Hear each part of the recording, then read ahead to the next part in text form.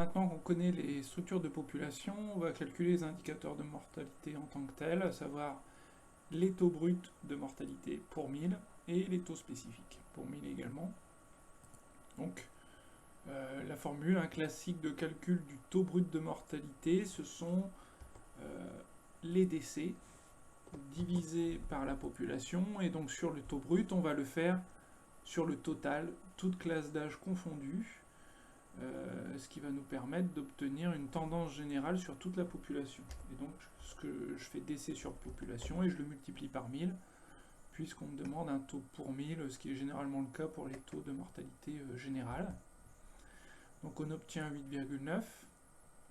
Là, je peux refaire la même opération ici, mais je peux faire un simple copier-coller parce que ce que j'ai fait ici, c'est-à-dire diviser deux cellules à gauche divisé par 3 cellules à gauche, en gros c'est ça l'idée, ben, on va faire exactement la même chose ici, donc je peux faire un copier-coller.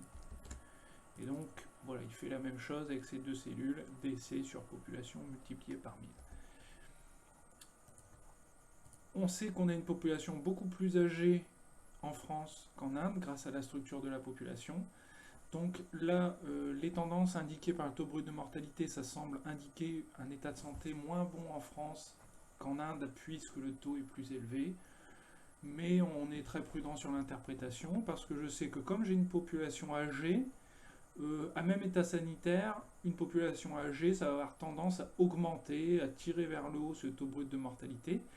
Donc là, il y a de fortes chances que le taux supérieur qu'on observe en France par rapport à l'Inde soit pas lié à l'état de santé, mais lié à la structure de la population. Comme j'ai une population plus âgée en France, bah, j'ai un taux brut plus élevé qu'en Inde, non pas parce que l'état de santé est moins bon, mais parce que la population est plus âgée.